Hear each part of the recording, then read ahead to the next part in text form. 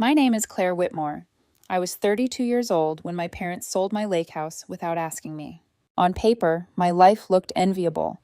I worked as a regional strategy director for a national apparel brand based out of downtown Chicago. It was the kind of job that came with long hours, high expectations, and a salary that made people nod approvingly when I mentioned it. I'd earned everything I had. No shortcuts, no favors. But this story isn't about my career. It's about the moment I finally understood where I ranked in my own family.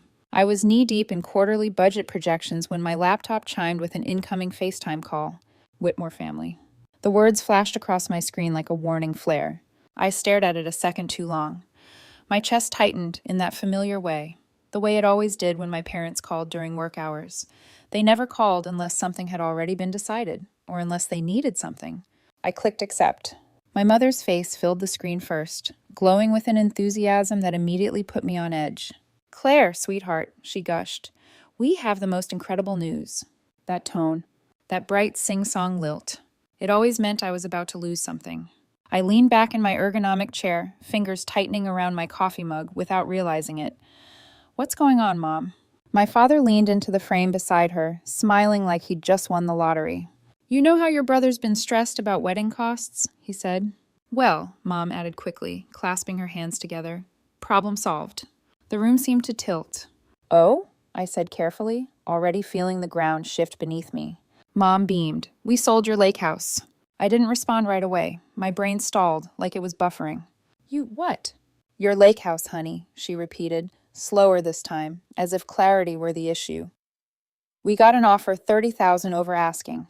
Perfect timing. We already wired the deposit to Grand Oaks Country Club this morning." My mouth went dry. "That house wasn't just property," I managed. "It was—" "Oh, Claire," Dad interrupted, with that dismissive chuckle I'd heard my entire life. "You weren't even using it. It's been sitting empty while you're buried in work in Chicago." "I've been working," I said quietly, "building my career." "Exactly," Mom chirped, completely missing the point. "So why let a gorgeous lakefront home go to waste? Your brother deserves a perfect wedding." There it was, the sentence that locked something cold and sharp into place inside my chest. "Consider it your gift to him," she added brightly. I stared at their smiling faces on my screen, their excitement untouched by the devastation they'd just unleashed. They were already talking about silk dresses from Manhattan boutiques, about string quartets, about centerpieces flown in from California. They didn't notice when my hands started shaking. "That's wonderful," I said finally, forcing the words past my teeth. Mom actually clapped. "I knew you'd understand. You've always been so selfless." The call ended moments later. I sat there in silence, the hum of my office suddenly deafening. I closed my laptop with deliberate precision. Then I reached for my phone. There was only one person I needed to call, and one secret my parents had never known. I didn't cry after that call. That surprised me. Instead, I sat very still in my chair, staring at the dark reflection of my own face on the closed laptop screen. Calm, composed, almost detached. It was the same mask I'd perfected years ago, the one I wore whenever my family took something from me and expected gratitude in return. Only this time something was different. This time they'd gone too far. I bought the lake house when I was 29, alone. No cosigner, no congratulatory dinner, no proud family photo posted online. Just me, a meticulous real estate attorney, and a loan officer who kept calling me miss in emails like it was still 1952. The house sat on a quiet stretch of Lake Minnetonka with a wraparound porch and a narrow dock that extended into the water like an open palm. It wasn't extravagant by my parents' standards. No marble floors, no chandeliers, but it was mine. I furnished it slowly, carefully. Secondhand books from estate sales, a vintage leather armchair from an antique shop in Stillwater, hand-woven quilts from a local artisan who remembered my name and asked about my job every time I stopped by. It was the only place in my life untouched by obligation, the one space where I didn't have to earn love by being useful. I didn't tell my parents about the purchase until 6 months later. When I finally did, my mother barely glanced up from her crossword puzzle. "Must be nice to have that kind of money," she'd said, a faint edge in her voice. That was the same month I started sending them money. At first, it was small, $300 here, a credit card payment there, my brother's student loan when he was between jobs, a furnace repair, Dad's car lease when the dealership financing fell through. By the second year, the transfers were automatic, scheduled, sanitized through online banking, never discussed. I never mentioned it. They never asked where it came from. It was easier that way. At some point, I stopped keeping track of the totals. I also stopped going to the lake house. It hurt less to imagine it pristine and waiting than to return and feel the weight of everyone else's needs pressing into its walls. But there was one thing I had never forgotten. 18 months after I closed on the property during my MBA program, I'd transferred the deed. Not to my parents. Not to anyone in my family.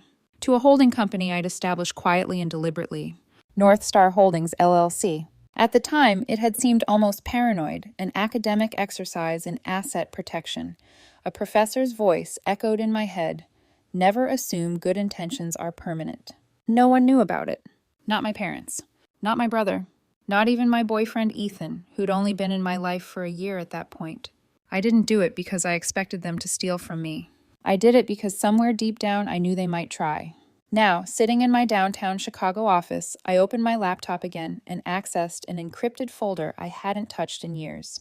The deed. The transfer paperwork. The tax filings. All of it. Still clean, still valid, still legally mine. My hands were steady as I dialed the number I knew by heart. "Alana Rodriguez, attorney at law," she answered crisply. "It's Claire," I said. "I need a favor, something legal, something big." She didn't hesitate. "I'm listening." I told her everything. The FaceTime call, my parents' excitement, the casual way they announced selling my lake house like they were discussing brunch plans. When I finished, there was a long pause on the line. "Claire," Alana said slowly, "they didn't sell your house." "I know," I replied, pulling the PDF onto my screen. "They sold property belonging to North Star Holdings, LLC. Her breath caught. "The holding company we set up during your MBA?" "Yes." Another pause, heavier this time. "They would have had to forge your signature," she said carefully, "or misrepresent ownership entirely." "They had access to everything," I said quietly. "Keys, documents, trust." "That's felony fraud," she corrected, "not a family misunderstanding." The word felony landed with a dull thud in my chest. "Do I have a case?" I asked. Alana laughed, sharp and humorless. "You don't just have a case, Claire. You're holding a loaded weapon." That evening I told Ethan. We were sitting on my couch, takeout containers between us, the city lights flickering through the windows. He listened without interrupting, his jaw tightening with every detail. "They sold your house," he said finally, "without asking, after everything you've done for them." "I know. And you're not going to warn them?" I shook my head. "I've warned them my entire life. They just never listened." He reached for my hand. "Whatever you decide, I'm with you." That mattered more than I expected. The legal machinery moved fast. Within 48 hours, Alana had drafted a cease and desist order, notarized it, and sent it via certified mail to my parents' suburban Minneapolis home. No accusations, no threats. Just facts. The sale was unauthorized. The buyers had been defrauded. All proceeds were frozen pending investigation. I didn't call to explain. Instead, I opened the family group chat, the one I'd muted nearly a year ago, and sent a single message. "Check your mail." Then I closed the app. That night, I made chamomile tea and sat in the stillness of my apartment. The silence felt different this time. Not empty. Full. By morning, 3 messages lit up my phone. "Mom, honey, something strange came in the mail. Did something happen with the house sale?" "Dad, Claire, we need to talk. There seems to be confusion with the paperwork." My brother, "This is about your stupid lake house, isn't it? Can't you just be happy for me for once?"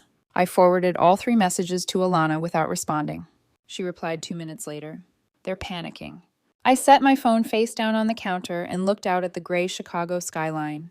For the first time in my adult life, I wasn't scrambling to fix someone else's mess. This time, they were going to learn what it felt like to stand in a storm they never saw coming. The first email arrived at 6:47 a.m. Subject: Urgent payment issue. Whitmore/Reynolds wedding. The sender was Chloe Martin, wedding planner extraordinaire. Her tone was polite, professionally concerned, and already fraying at the edges. "Hi, Claire. I'm following up regarding several payment irregularities connected to your brother's upcoming celebration. The venue is requesting immediate confirmation, and the florist is asking for an additional deposit. Could someone from your family please contact me today?" I didn't reply. By noon, there were 6 more emails. The language shifted quickly, from courteous to strained, from hopeful to alarmed. The string quartet demanded payment up front. The caterer threatened to release the date. Grand Oaks Country Club was reviewing their contractual position. Each message carried the same unspoken question: why isn't the money moving? I screenshotted every email and forwarded them to Alana. Meanwhile, my brother was posting on Instagram like nothing had changed. Craft cocktails with his groomsmen. A golf outing captioned "Last swing before married life." A photo with his fiancée, smiling, radiant, tagged 3 weeks until I marry my queen. The comments were overflowing with congratulations and fire emojis. None of them knew the checks were bouncing, that the ice sculpture had been canceled, that the photographer was threatening to walk. The illusion was holding, but I could see the cracks spreading beneath the surface. At 9:30 a.m., Alana filed the emergency injunction. By lunch, a court clerk confirmed receipt. By 3:15 p.m., a temporary restraining order was issued. The sale was officially frozen. All funds flagged. North Star Holdings LLC was now a matter of public record. My parents hadn't just sold a house they didn't own. They'd attempted to launder stolen assets through entitlement and assumption. I didn't announce the victory. The avalanche started on its own. At 4:02 p.m., my phone began vibrating nonstop. The family group chat, silent for months, erupted like a hornet's nest. Mom: Claire, honey, the bank is saying something about a hold. Can you call us? Dad: strange calls from the title company. What's happening? Aunt Linda: family should handle things privately. Please reconsider. Brother: what did you do? I muted the thread without reading further. Let them scramble. Let them guess. My laptop pinged with another email, this one from the escrow officer, copying Alana. All disbursements have been placed on indefinite hold, pending legal review and fraud investigation. Minutes later, another message followed from the buyer's agent. Please contact us immediately to clarify ownership structure. Our clients are extremely concerned and considering legal action. I took a long sip of coffee and refreshed Chloe's inbox. A new subject line appeared. Help, I'm losing control of the wedding. She had no idea how much worse it was about to get. I didn't take pleasure in watching it collapse. Not the way my brother would have if our positions were reversed. But there was a quiet, brutal satisfaction in letting cause finally meet effect without me stepping in to cushion the blow.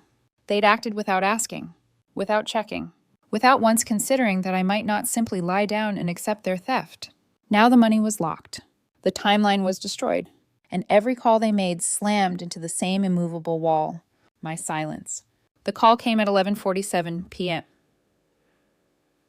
p.m. Unknown number. I answered. Claire, my mother whispered, her voice barely recognizable, thin, desperate, stripped of its usual sweetness. Please don't hang up. I said nothing. My father took the phone. We just need to talk, he said, brittle but still clinging to authority. There's been some misunderstanding. Something with the bank, the lawyers. You mean the fraud investigation? I asked calmly. Silence. Claire, my mother said softly, we didn't know. I'm curious, I replied. What exactly did you think? That the house was just sitting there waiting for them to take it? That I wouldn't notice? That you were entitled to something you never earned? I continued, my voice steady. Or that I'd fix it like I always do. We needed the money, she said weakly. Your brother's wedding. I sent you $900 a month for 4 years, I cut in. Covered your mortgage, your credit cards, Dad's car payments, half of his graduate tuition. Another long silence. I thought that was from your aunt, my father muttered. It was, I said. From the daughter you raised to be useful, not loved. I ended the call. 3 days later, the story hit the Minneapolis Star-Tribune. Bride's family. Accused of real estate fraud. To fund a $130,000 wedding. I didn't leak it. But I didn't stop it either. Chloe Martin gave a tearful interview, claiming she'd been misled and left with tens of thousands in vendor losses. The comments were brutal, and none of the sympathy landed where my parents expected it to. The court date arrived faster than anyone anticipated. I sat behind the prosecution table, hands folded, spine straight. No tears. No dramatics.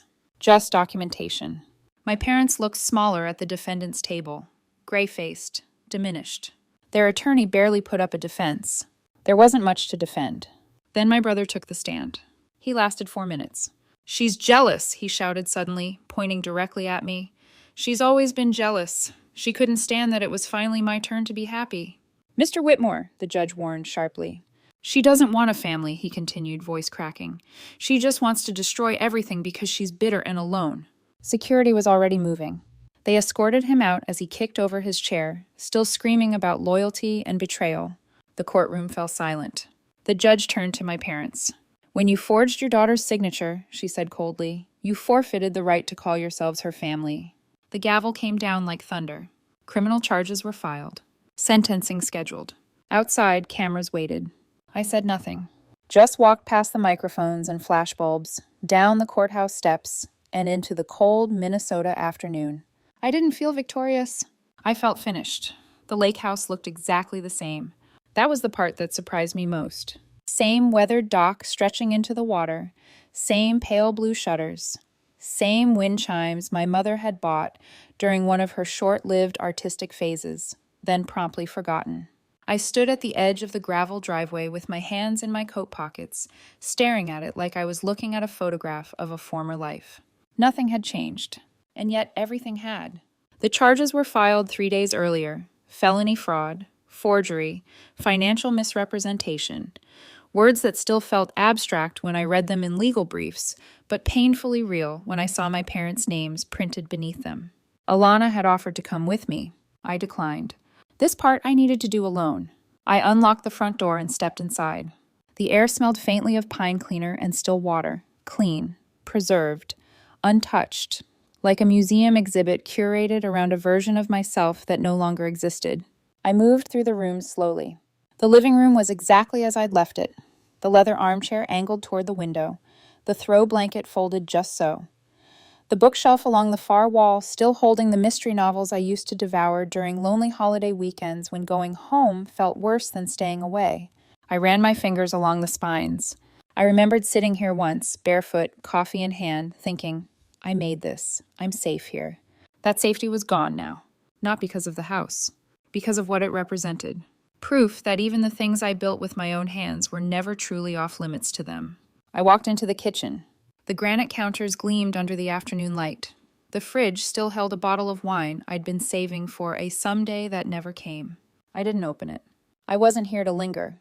I was here to let go. Upstairs, the bedroom felt smaller than I remembered.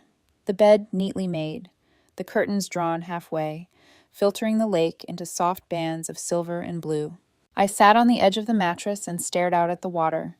This was where I used to breathe, plan, dream. This was where I'd convinced myself that distance was enough, that I could keep my family at arm's length and still have something of my own. I'd been wrong. Boundaries without consequences were just suggestions.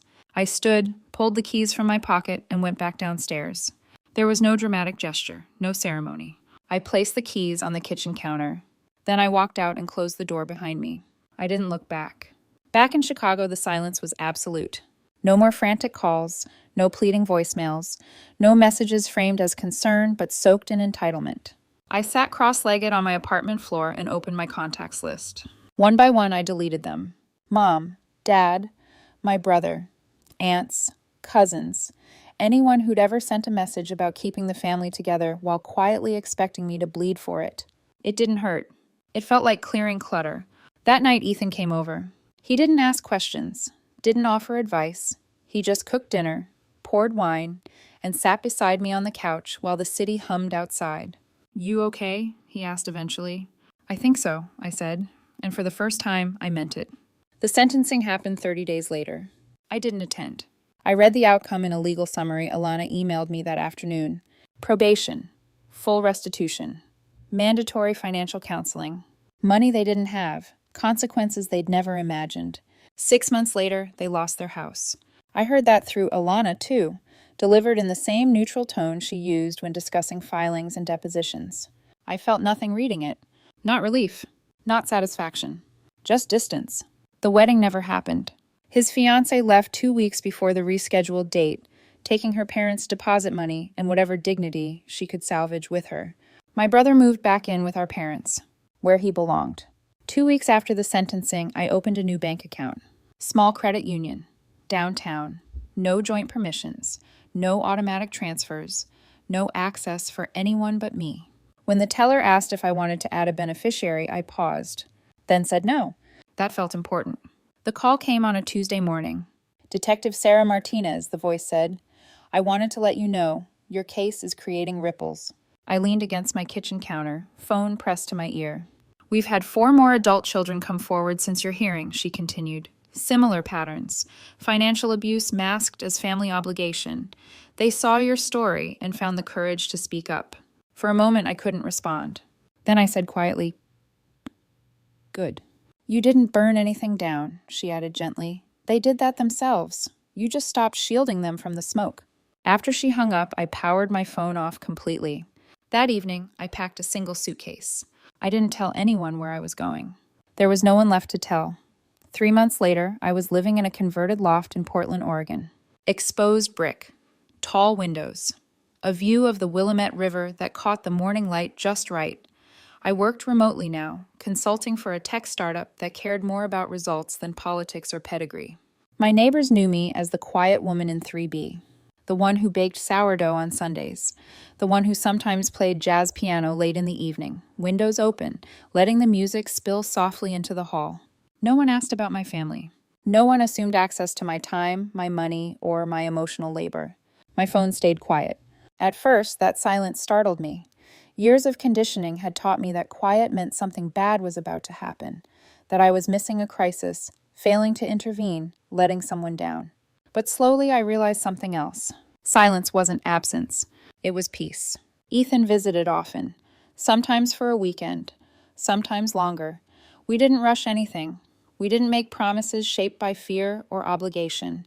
We chose each other in small, deliberate ways, shared meals, late-night conversations, mutual respect for each other's independence. One night, curled up on the couch, he asked, "Do you ever miss them?" I thought about it. "I miss who I thought they were," I said finally, "not who they proved themselves to be." He nodded. He understood. The legal updates arrived sporadically, forwarded by Alana with concise summaries. The criminal case ended with probation and restitution they'd never fully repay. The buyers sued for fraud, breach of contract, and emotional distress. $200,000 in damages. My parents' attorney reached out, floating the idea of a settlement. And then, unbelievably, asked if I would consider helping cover their legal fees. I laughed out loud when I read that email. Alana's reply was swift and merciless. Declined. Life kept expanding in quiet, steady ways. My consulting firm grew faster than I expected. 12 employees within a year. A waiting list of clients.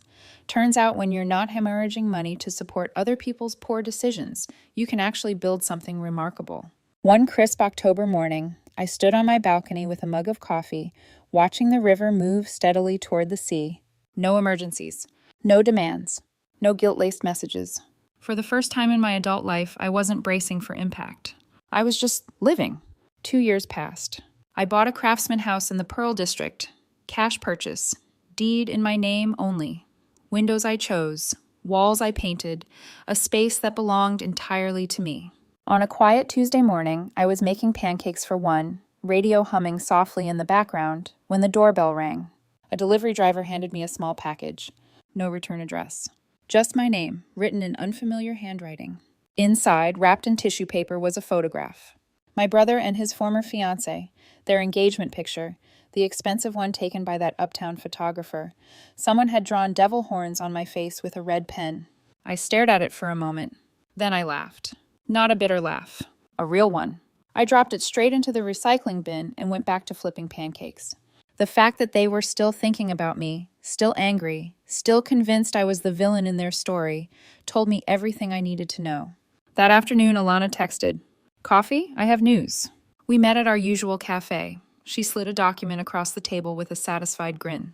"The buyers are suing for additional damages," she said, "and your parents' attorney called again. They want to negotiate. Apparently, they'd like you to consider helping with the settlement."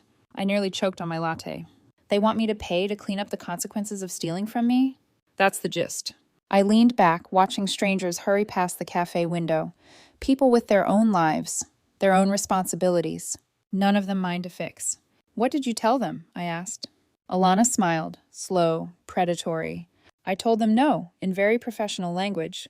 That evening, I FaceTimed my neighbor Julia, the closest thing to a sister I'd ever had. Not because we shared blood, but because we chose each other. "You look different," she said, studying my face through the screen. Lighter. I feel lighter, I admitted, like I spent years carrying a boulder I never agreed to lift. Any regrets? I considered it carefully. I regret waiting so long, I said. I regret thinking love meant letting people take from me until there was nothing left. She smiled softly. You learned? Yes, I said, I did. After we hung up, I poured a glass of wine and stepped onto my balcony. The city sparkled below. Other people's lives, other people's choices, other people's consequences. My phone hadn't rung with a family emergency in over 2 years. My weekends were mine. My future was mine. The lake house sold eventually to a young couple with twin toddlers. They sent me pictures of their kids learning to fish off the dock. The house looked happy, loved. It found the family it deserved. And so did I. I built mine from scratch, chose people who chose me back. No blood required. No guilt included. As the sun set over Portland, painting the sky in gold and crimson, I raised my glass to the woman I became when I finally learned to say no. And to the silence that once terrified me, now the most honest proof of my freedom.